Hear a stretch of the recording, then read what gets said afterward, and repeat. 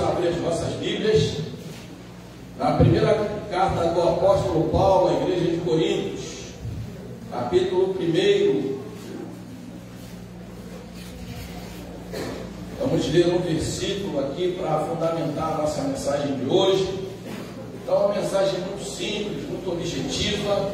Tenho certeza que vocês já leram esse texto, já ouviram outras mensagens sobre isso. Mas também tenho certeza que Deus vai ministrar o coração de todos nessa noite, porque a palavra de Deus ela se renova a cada dia. Amém?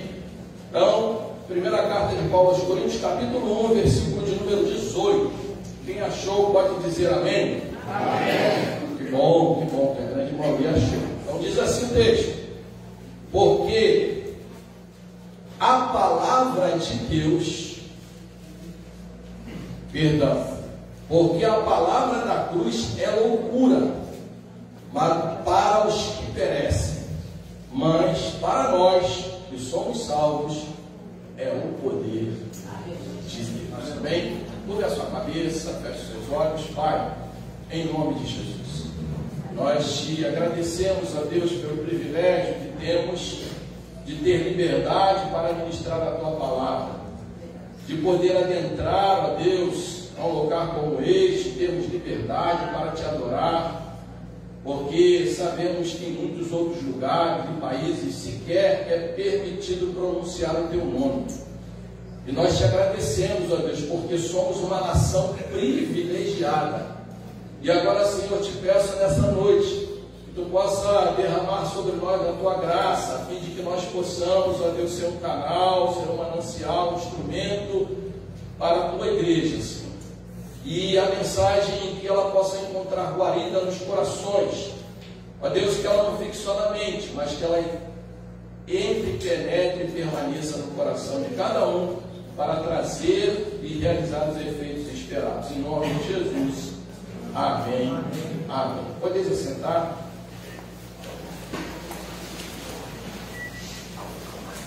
Então, amados, esse texto que faz parte da primeira carta do apóstolo Paulo à igreja de Corinto, é um texto muito interessante, né? Porque Paulo, quando ele na sua segunda viagem missionária, ele planta aquela igreja, planta a igreja na cidade de Corinto, que é uma cidade portuária, uma cidade grande, uma cidade que tinha muita cultura, mas também havia muito paganismo, havia uma forte influência filosófica naquela cidade, havia também uma influência religiosa muito poderosa, né? E o apóstolo Paulo, ele planta essa igreja ali na cidade de Corinto. Mas o interessante é que não muito tempo depois de Paulo plantar a igreja, começou a surgir alguns problemas naquela igreja, né? Deixa eu abrir e fechar um parênteses rapidamente aqui. A gente vê muitas pessoas às vezes, né, falando: olha, a igreja de hoje precisa ser como a igreja primitiva, porque muita gente acha que a igreja primitiva não tinha problemas.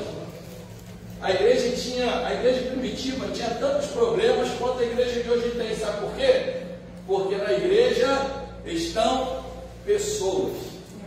Onde tem pessoas, tem problema. E se você for entrar em algum lugar que não tem problema, fique do lado de fora, porque com certeza você vai gerar algum problema. Porque onde tem pessoas tem problemas, né? Então, o apóstolo Paulo, ele escreve por causa de uma série de problemas que estavam ocorrendo ali na igreja. E um desses problemas era que havia surgido 4 grupos dentro da igreja de pessoas que eles, por não terem entendido a verdadeira mensagem da salvação, eles começaram a fundamentar a sua fé em pessoas, né? Então o texto vai dizer que, aqui no capítulo 1, vai dizer que tinha uns que eram seguidores de Paulo, outros eram seguidores de Apolo, outros de Pedro, e por último tinha um grupo que se dizia seguidores de Cristo. Então havia esses 4 grupos dentro de uma igreja, né? E aí, quando a gente vai analisar o que cada um desses grupos, o que fazia cada um desses grupos influenciar a membresia da igreja naquela época era o seguinte: porque o pessoal que seguia Paulo, eles haviam entendido a mensagem do evangelho errado, porque Paulo pregava o evangelho da graça, né? Então eles achavam que a graça que Paulo pregava, né, dava direito a eles de permanecer pecando.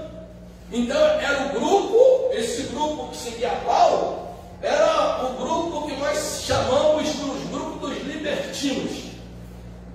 Eles achavam que a graça lhes dava direito de viver da maneira que eles quisessem, né? E o grupo do Pedrão, o grupo de Pedro era o grupo dos religiosos, dos legalistas. Eles achavam que cristianismo era cumprir regras, era simplesmente andar fundamentado do pode e não pode. Então esse era o grupo dos religiosos. Tinha um terceiro grupo, que era o grupo de quem? De Apolo. Apolo era um homem muito inteligente, era um homem que tinha um conhecimento filosófico muito grande. Então aquele pessoal que era amante da filosofia, da intelectualidade, eles seguiam Apolo, né? Então esse grupo que seguia Apolo era o grupo dos intelectuais. Eles achavam que a salvação ela era um processo que vinha à medida que a pessoa ia crescendo no conhecimento, não de Deus, mas das coisas que permeiam o universo. Podemos dizer que esse seria o grupo hoje dos evolucionistas, né? E por último, tinha aqueles que se diziam ser seguidores de Cristo, mas na verdade eles eram um grupo que eles se declaravam mais santos e mais perfeitos do que os outros.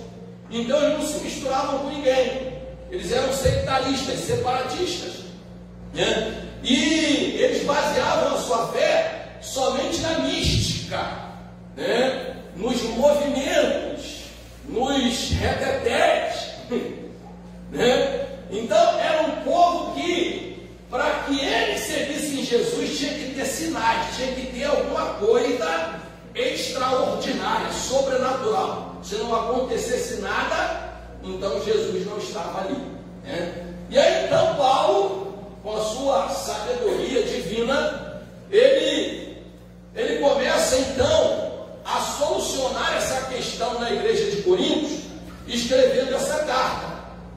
E ele começa a falar algumas coisas interessantes aqui no capítulo 1, né? Porque também nesse grupo dos religiosos tinha aqueles que a salvação era o seguinte: eles defendiam a salvação através do processo da purificação, que eram os judeus. Eles achavam que a purificação vinha através do batismo, né? Então Paulo começa a falar uma série de coisas aqui que eu não vou entrar hoje nessa questão, né? E ele diz então aqui uma coisa muito interessante que nós vamos hoje trabalhar aqui nesse texto. Ele diz: porque a palavra de Deus é loucura para os que perecem, mas para nós que somos salvos é o poder de Deus. Então o tema da mensagem hoje é tema muito simples: a mensagem da cruz. Então ele diz aqui, ó, ele diz: porque a palavra da cruz é loucura para os que perecem. Ou seja, Paulo estava se referindo a esses 4 grupos de pessoas. Ou seja, quem a sua fé está firmada em homens ou misticismo, ele está perecendo. Quem a sua fé está balizada em rituais religiosos, em filosofia, na intelectualidade ou na religiosidade, Paulo está dizendo aqui, ó, para eles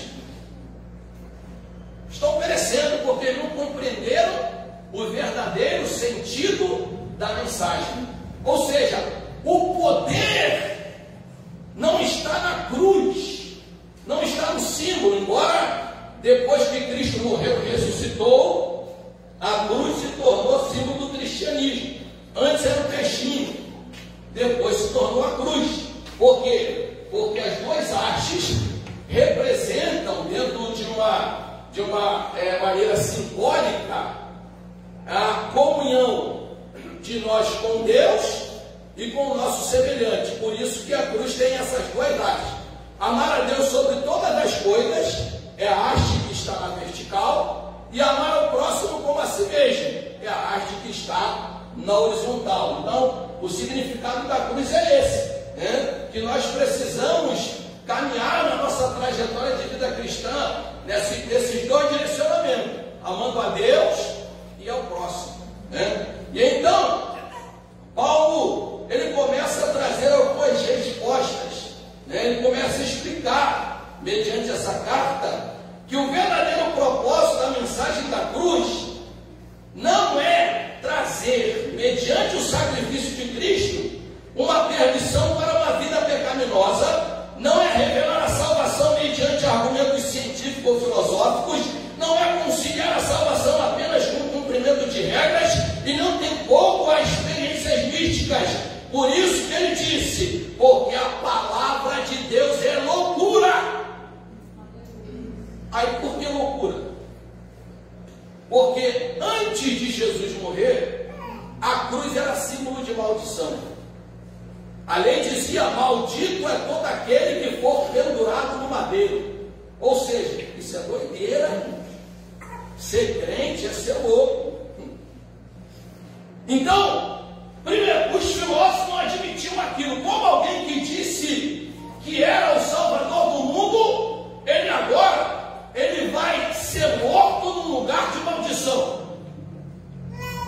Os religiosos, que eram os judeus, é loucura, porque eles esperavam um grande estadista, então jamais imaginariam que o Salvador do mundo se entregaria para morrer na cruz. Então eles esperavam alguém semelhante a Davi, um rei poderoso da guerra, né? Os filósofos até achavam que o Cristo, o Salvador do mundo, seria um grande filósofo, algum discípulo de Aristóteles, né? Ou de Platão. E aí vem Jesus e morre na cruz. E os místicos? Os místicos achavam que Jesus, na verdade, ele ia, no momento da cruz, ele ia fazer algo extraordinário e não ia entregar a sua vida. Você percebe quando Jesus está na cruz do Calvário, alguém diz para ele, tu não és o Filho de Deus? Desce daí, salva a ti mesmo e a nós. Ou seja, que Deus é esse que se manifestou e que agora ele vai entregar a sua vida, ele vai morrer como um condenado? Porque até aquele momento a cruz era um lugar de maldição. Então é loucura, sabe por quê? Jesus pegou o lugar que era de maldição e transformou num lugar de bênção, num lugar de libertação, de salvação para mim e para a tua vida. Então a gente tem que entender isso, queridos. Evangelho não é filosofia. Não tente apresentar o Evangelho para as pessoas e achando que elas se convencerão do seu pecado através dos seus argumentos científicos ou filosóficos. Que a Bíblia diz que quem convence o homem do pecado, da justiça e do juízo é o Espírito Santo. Eu não tenho a capacidade de convencer ninguém de pecado. Eu posso pregar a mensagem que revela o pecado, que mostra o caminho da salvação, mas se você que está aqui nessa noite, nós que estamos aqui nessa noite, se nós não deixarmos o Espírito Santo nos convencer de que somos pecadores e necessitamos da graça, da bondade, da misericórdia de Deus, não vai acontecer nada. Então Paulo ele fala sobre isso, é o poder de Deus. Repita comigo, a mensagem da cruz, é o poder de Deus. Deixa eu abrir e fechar um parênteses rapidamente aqui. Então, isso que eu falei da questão do misticismo, eu não estou falando, né, que a nossa igreja não crê nos dons espirituais, não, tá? Nossa igreja é uma igreja pentecostal, nós cremos nos dons espirituais, no falar em línguas estranhas, na profecia, nós cremos em tudo isso. mas isso não é o nosso foco principal. Nosso foco principal é a mensagem da cruz. Diga para 2 ou 3 pessoas: se a minha tua vida estiver focado na mensagem da cruz, ela pode ficar tranquila. Coisa extraordinária virá acontecer. O Espírito Santo virá sobre a nossa vida. Ele nos convencerá de pecado, de justiça e de juízo. O Espírito Santo vai nos conceder os dons espirituais. O Espírito Santo vai nos capacitar a gerar os frutos do Espírito. E a nossa vida, ela será motivo para a glória de Deus. Também comigo aqui no Deus de glória, Jesus. Então, como eu disse, a mensagem vai ser bem objetiva.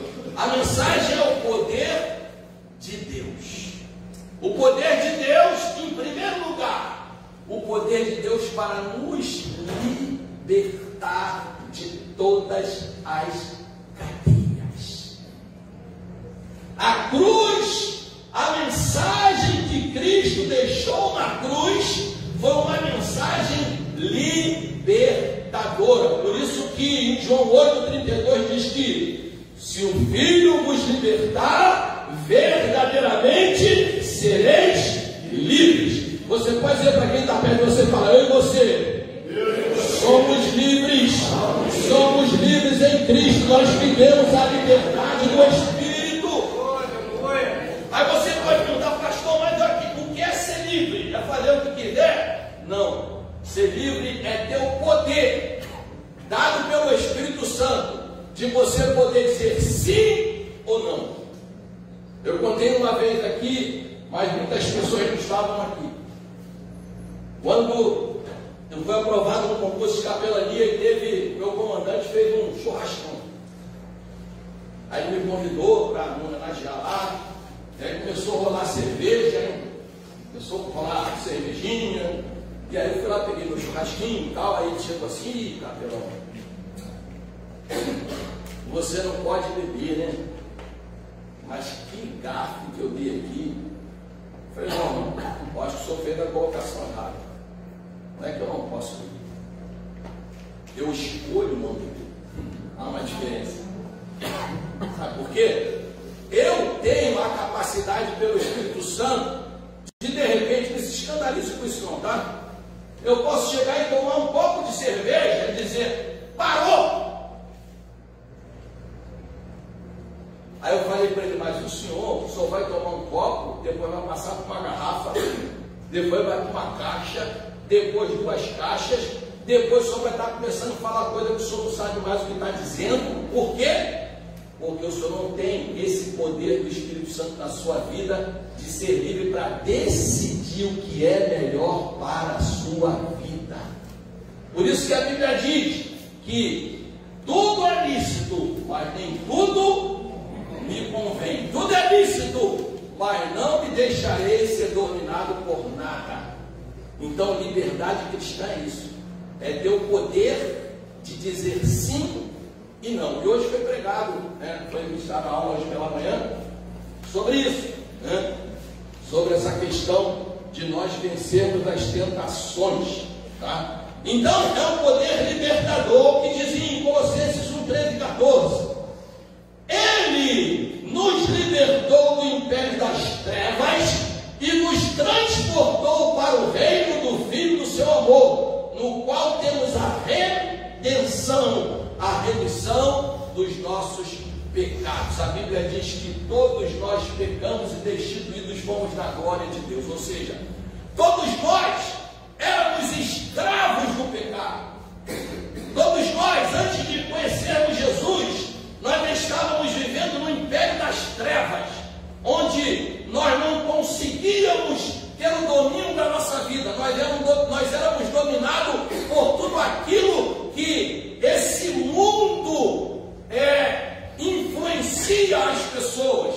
Mas a Bíblia diz que quando Jesus, ele morreu na cruz, ele nos libertou do império das trevas e nos transportou para o reino do Filho do seu amor. Portanto, a mensagem da cruz é uma mensagem libertadora.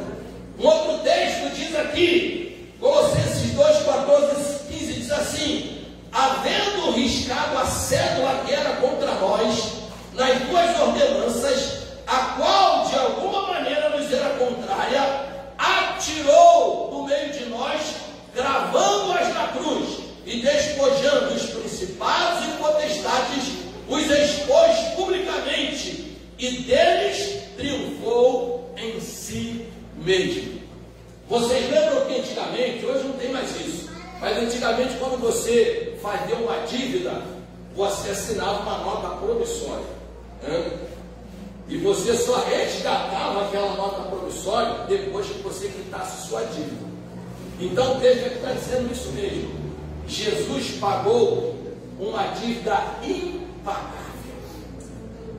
A dívida que o homem tinha com Deus, que a humanidade tinha com Deus, era impagável. Mas a Bíblia diz que Jesus despojou, ou seja, ele envergonhou. Despojo, o que é um despojo de guerra? É tudo aquilo que você toma do adversário, é um despojo de guerra. Então a Bíblia diz que Jesus despojou os principais e potestades, ou seja, ele foi lá e tomou tudo aquilo que eles haviam tomado da humanidade. Jesus foi lá e tomou tudo, e o que? Ele pegou aquela cédula que tinha uma dívida, que era uma acusação que ele usava contra nós.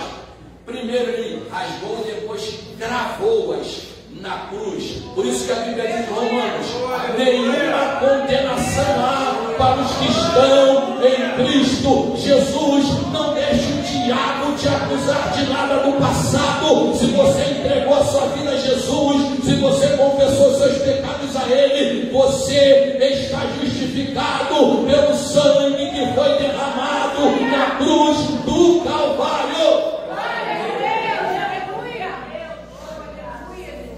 Então é uma mensagem libertadora. Repita comigo: a mensagem da cruz é uma mensagem libertadora.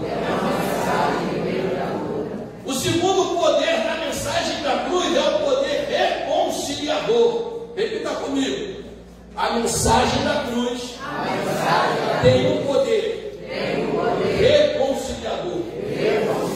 A humanidade estava separada de Deus por causa do pecado. Então, quando a primeira família lá do Éden desobedeceu a Deus, a primeira coisa que acontece depois de Deus estabelecer uma sentença para o pecado deles, a Bíblia diz que Deus coloca eles para fora do jardim e coloca anjos ao redor do jardim para não permitir que eles entrassem novamente. Então, o homem ficou separado de Deus.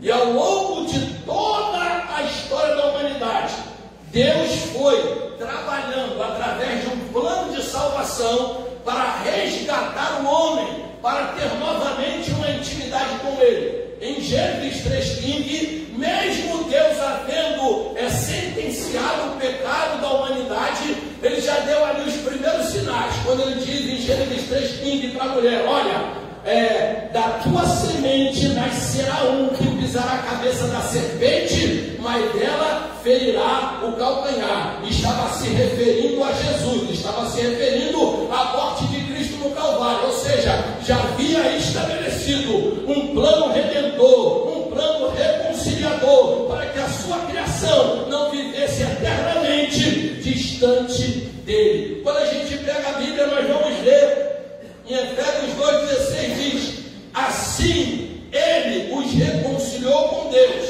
em um só corpo por meio da sua morte na cruz, eliminando a inimizade que havia entre eles. O homem se tornou inimigo de Deus. Através de Cristo foi construída uma ponte. Ou seja, Jesus hoje é o mediador entre Deus e os homens. Por isso que a nossa oração é a Deus Pai, orientado pelo Espírito Santo e no nome de Jesus, né? Porque o nome de Jesus tem poder por causa do seu sacrifício, porque Ele deu a sua vida por mim e por você. Então Jesus é a ponte que nos leva a Deus, e o seu sacrifício foi no Calvário, que é estabelecida. Ou seja, ali está a grandeza do amor de Deus, revelado no perdão de Deus para a humanidade, perdoando os pecados da humanidade e reconciliando o homem com Deus, dizendo: vem, meu filho, vem, minha filha, você não vai ficar o tempo todo distante de mim, eu te amo, e por isso que eu enviei meu filho para morrer e ressuscitar o terceiro dia por você. Então, a cruz tem o poder de reconciliar, ou seja, o poder de perdoar pecados. E nós, como cristãos, se nós somos, como o apóstolo Paulo disse, não vivo mais eu, mas Cristo vive em mim, né? E aí, quando ele diz também em Gálatas 6:20, já estou crucificado com Cristo, na primeira parte do versículo. Então nós temos que aprender a perdoar, sabe? Crente que não perdoa precisa trabalhar essa área da sua vida, sabe? Pastor, porque o senhor não sabe, o senhor não sabe o que fizeram comigo, e nem você sabe o que também fizeram comigo.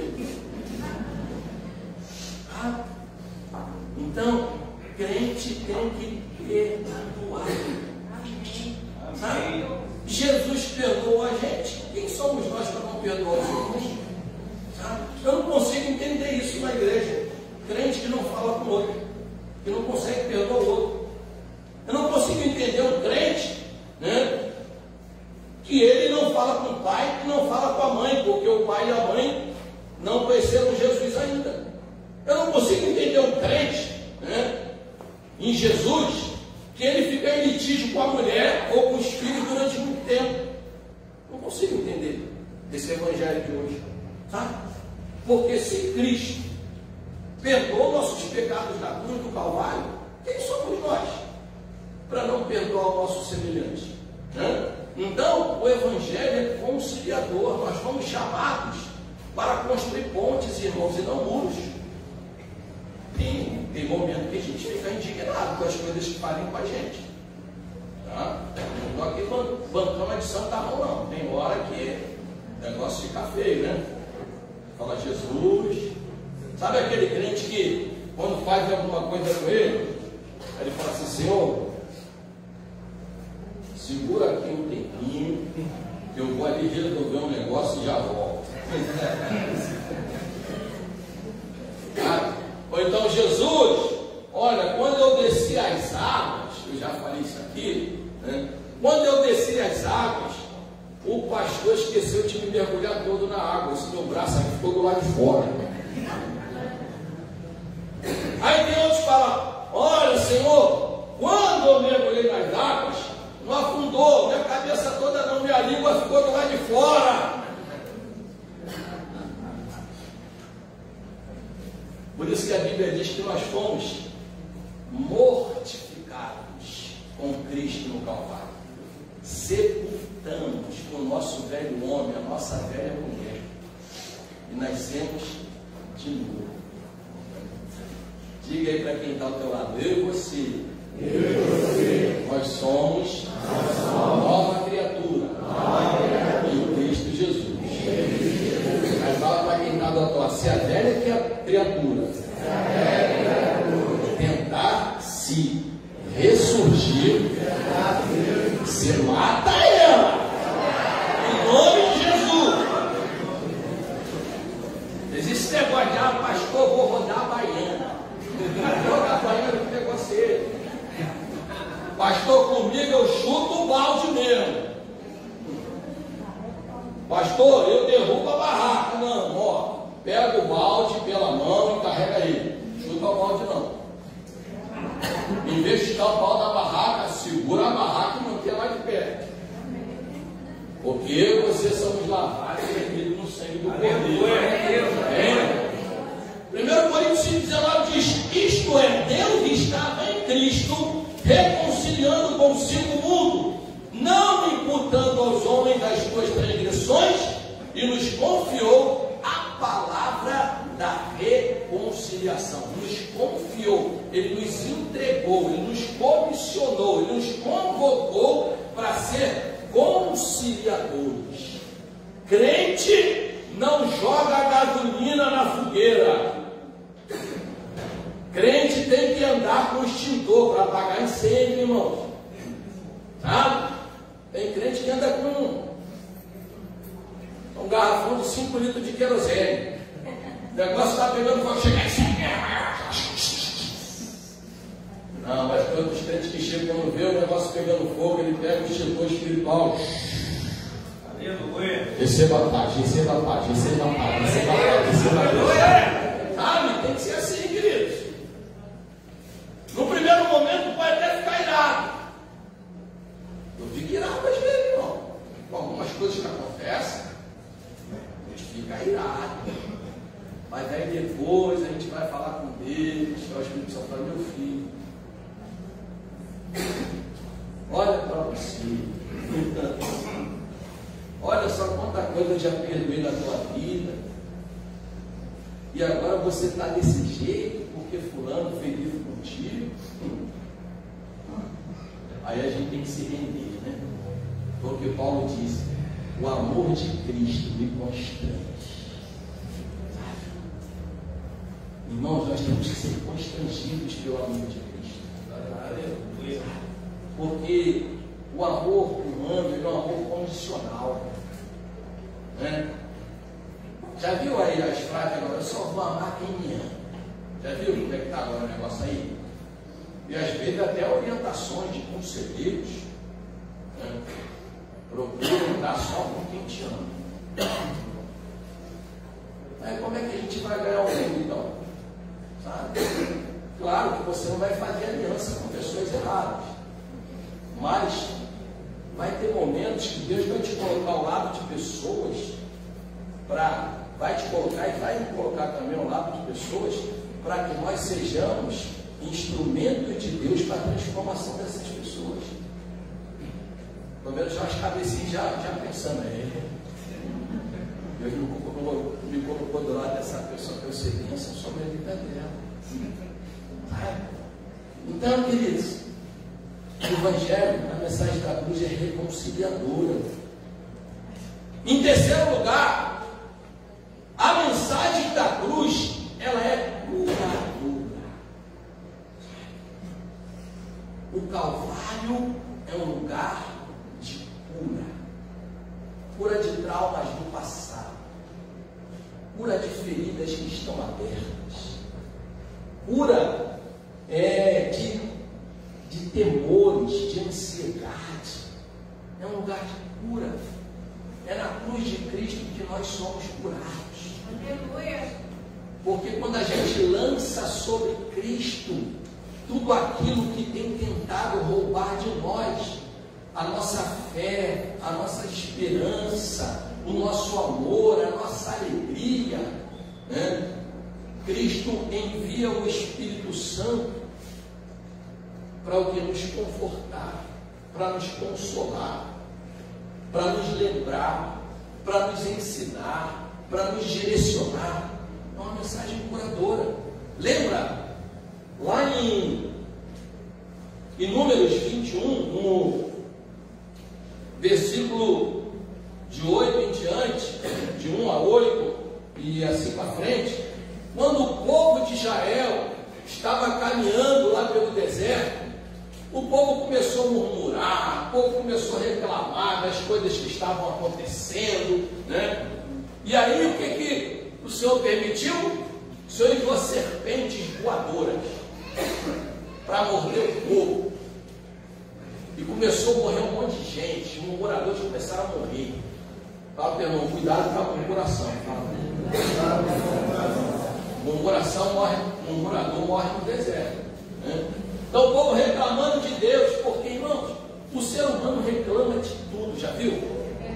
No dia eu estava descendo no elevador do meu prédio, aí vizinho também, aí eu entrei no elevador, falei, boa tarde, tudo bem? Tudo bem? Caramba, né? Começou a esfriar. Odeio frio, horrível. E aí, meu irmão, se eu e você não nos controlarmos, nós começamos a reclamar também.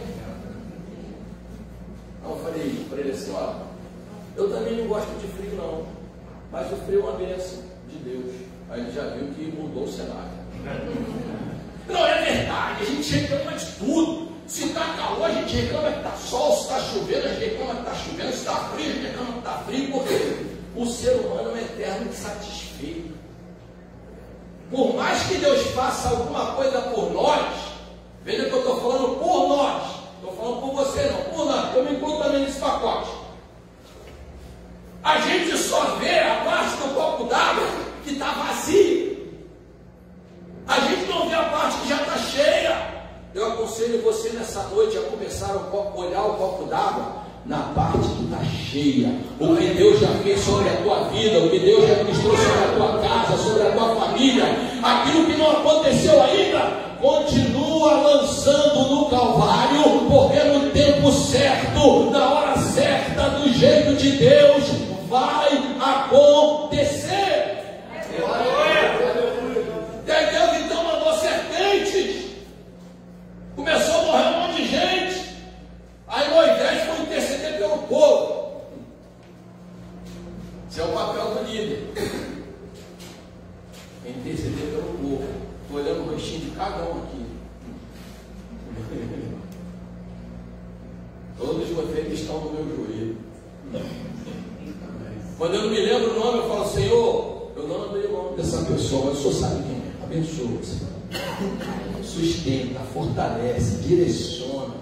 Meu Deus, eu não sei qual o problema que essa pessoa está atravessando. Senhor, estende tua mão de misericórdia.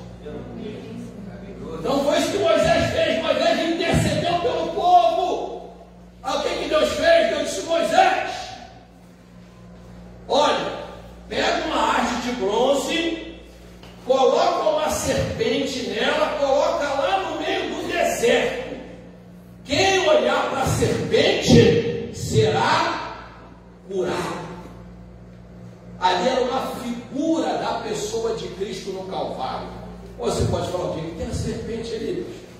A serpente representa o pecado da humanidade que Jesus levou sobre si. Por isso que o pessoal que é da área de medicina, já viu? Tem uma haste com uma serpente enrolada. É por isso que tirou da Bíblia, irmão. Tá? Todo o pessoal da área de saúde, se é farmacêutico, é uma taça com a serpente enrolada. Então cada um, todos têm uma serpente enrolada, ou seja, é a doença. O pecado é uma doença que tem matado muitas pessoas. Mas o antídoto do pecado é o sangue de Jesus Cristo. Porque a Bíblia diz: se confessarmos os nossos pecados, Ele é fiel e justo para nos perdoar os pecados e nos purificar de toda iniquidade. Irmãos, o Calvário é lugar de cura. Mas aí, como o povo tem uma tendência a pegar objetos e começar a adorar, o que aconteceu? O povo de Israel transformou aquele objeto em ídolo. Então começou a carregar aquele objeto para tudo quanto é lugar. Aí chegou um dia, Deus mandou destruir o negócio. Eu contei uma vez aqui, vou repetir também. Tem um monte aqui no Jerecinó que liga Nova Iguaçu. Tem uma parte do monte ali que é chamado Monte Oré. O pessoal sobe lá para orar. Quem já foi lá? Eu nunca fui. Diz que na madrugada o matinho acende. O matinho fica verde, fica fluorescente, sabe? Aquele verdinho limão que fica fluorescente. Então de madrugada o matinho acende. Aí o povo vai para o monte para ver o mato acender. Sabe? Aí teve um dia um irmão trouxe um matinho, arrancou um matinho que estava fluorescendo e botou dentro da Bíblia, né? Não, quero ver se acende em outro lugar. Aí chegou em casa, todo dia antes de ler a Bíblia, ele ia para o quarto escuro abrir a Bíblia e o matinho estava lá acendendo. E aquilo virou um costume para ele. Ele só orava com a Bíblia aberta e com o matinho aceso. Chegou um dia ele na igreja, Deus levantou um irmão na igreja. Assim diz o Senhor sobre a tua vida: eu sou o Deus que faço acender esse mato. Você não tem que adorar nada aceso, você tem que adorar a chama do Espírito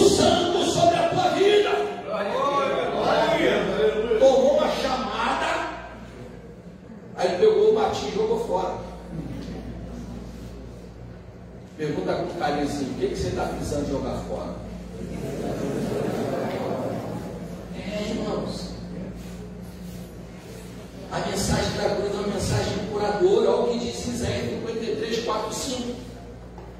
Verdadeiramente Ele tomou sobre si as nossas enfermidades e as nossas dores levou sobre si, e nós reputamos por aflito de Deus, ferido de Deus e oprimido, mas Ele foi ferido por causa das nossas transgressões, moído por causa das nossas iniquidades. O castigo que nos traz a paz estava sobre Ele, e pelas suas pisaduras fomos sarados. Fomos sarados.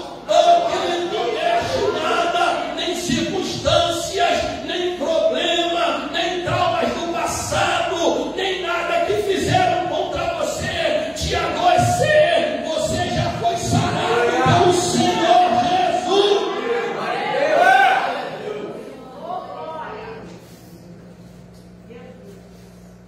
Hoje tem muita pessoa que está doente e não sabe por quê, irmãos. Aí vai no médico, faz exame, faz um monte de coisa, não descobre nada. Doença psicossomática.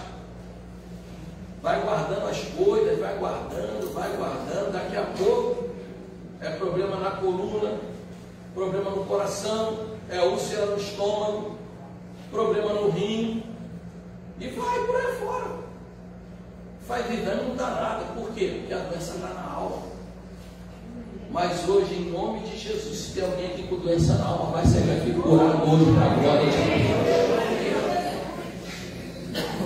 Aleluia. E por último, a mensagem da cruz, ela é salvadora. Diga para dois ou três pessoas, fala a mensagem da cruz. Ela é salvadora. Olha o que Paulo diz em 1 Coríntios 1:21, diz assim: visto como na sabedoria de Deus, o mundo não conheceu a Deus pela sua sabedoria, aprove a Deus salvar os crentes pela loucura da pregação. Qual é a loucura da pregação? É Jesus crucificado. Essa é a loucura da pregação. É um Deus que se fez homem e depois Ele entrega a sua vida em favor de nós pecadores. Irmãos, no dia que a igreja entender a mensagem da cruz, vai acabar muitos problemas. Nós precisamos entender a mensagem da cruz, porque quando nós entendemos a mensagem da cruz, a gente fica constante com o que Deus continua fazendo e com o que Deus ainda irá fazer. Então a mensagem da cruz é salvadora, ela é libertadora, ela é reconciliadora, ela é curadora, mas ela também é salvadora. 1 Coríntios 1, 16, 17 diz, Paulo diz, porque não me envergonho do Evangelho de Cristo. Por quê? Porque a cruz era um lugar de vergonha. Então ele diz, eu não me envergonho do Evangelho de Cristo. Mas por que eu não me envergonho? Não me envergonho porque ele é o poder de Deus. Ele está comigo, o Evangelho é o poder de Deus. O poder de Deus. A Bíblia diz que Jesus veio para destruir as fortalezas do diabo. Ele diz que veio buscar e salvar o que se havia perdido. Diz que quando um valente encontra outro mais valente que ele, né, esse mais valente entra, manieta, ou seja, amarra as mãos de quem achava que era o valente, e ele toma tudo aquilo que lhe pertence. Então ali estava sendo falado de Jesus. Jesus é o mais valente. Porque a mensagem do Evangelho é salvador. Só porque não me envergonho do Evangelho, pois é o poder de Deus para a salvação de todo aquele que crê. Agora tem um detalhe importante. O Evangelho, ele é, a mensagem da cruz é libertadora, ela é reconciliadora, ela é curadora, ela é salvadora. daqueles que creem. Que crer no sacrifício de Cristo.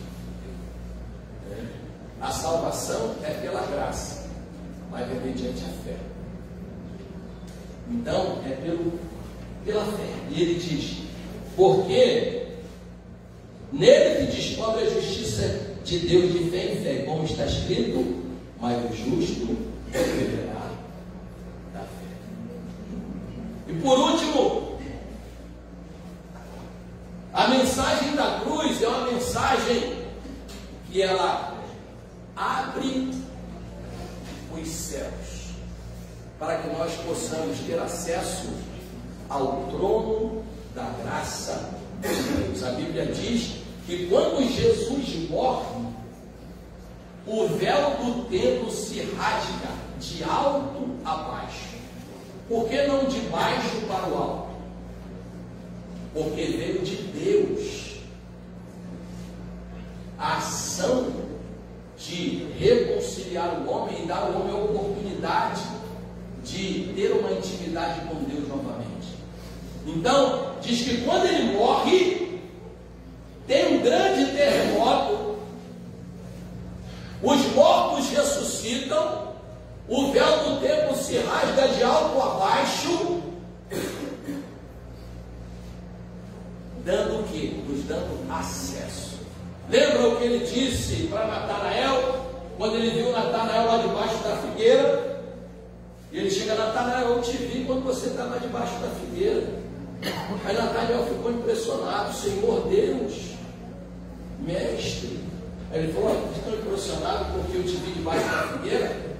Deus te dizer uma coisa, de agora em diante, verei o céu aberto, e os anjos subindo e descendo no trono e na glória de Deus. Aleluia. Veja só que coisa interessante. A Bíblia diz que quando Jesus morre, o véu se abre, se rasga de alto a baixo. Mas quando Jesus fala para Natanael, ele diz, verei o céu aberto, os anjos subindo e descendo. Não está falando que ele vê os anjos descendo e subindo. Ele vê os anjos descendo, subindo e descendo. Sabe o que é? É levando para o céu as notas indecessões. A Bíblia diz que os anjos trabalham em favor daqueles que hão de herdar a salvação, através de uma ordenança de Cristo. Então, queridos, a gente precisa entender isso, porque se nós não entendermos isso, nós vamos ser levados por vento de doutrina, por engano, por uma série de situações novas que estão surgindo, e nós vamos entender a mensagem da cruz de forma errada, como o apóstolo Paulo disse. Se um anjo de Deus, se um anjo do céu descer, ou eu mesmo vos pregar um outro evangelho, a não ser o de Cristo, ou seja, a não ser o evangelho da cruz, seja maldito. Então, não existe evangelho sem cruz. Diga para 2 ou 3 que falam, não existe evangelho sem cruz. Por mais que estejam tentando tirar a cruz do evangelho, a cruz sempre estará lá, porque é através da mensagem da cruz que nós vamos um dia ter o privilégio de estar com Ele. Por quê? Porque a cruz, ela abriu o caminho para o quê? Para a nossa esperança da ressurreição. Então, a cruz abre o caminho, Jesus morre, mas ao terceiro dia, Ele ressuscita. Ele morre para levar consigo nossos pecados e delitos, mas Ele ressuscita para nos dar uma esperança de vida eterna. Olha só que coisa interessante, com isso eu encerro aqui minha mensagem nessa noite. Olha só o que Napoleão disse. Napoleão, um grande imperador francês, ele diz assim: eu estava fazendo uma revolução na força da guerra, mas lendo as páginas da Bíblia, descobri que Cristo fez uma revolução muito maior do que eu, sem violência e destruição. Fez a revolução do amor e da liberdade espiritual mediante o seu sangue derramado na cruz do Calvário. Irmãos, aquele homem entendeu isso, e tem crente que não entende ainda. A nossa revolução, sabe, é a revolução do amor através do Calvário. Os obreiros sábado falam, pastor, poxa, como o senhor falou aquele negócio, é um negócio muito interessante. Quando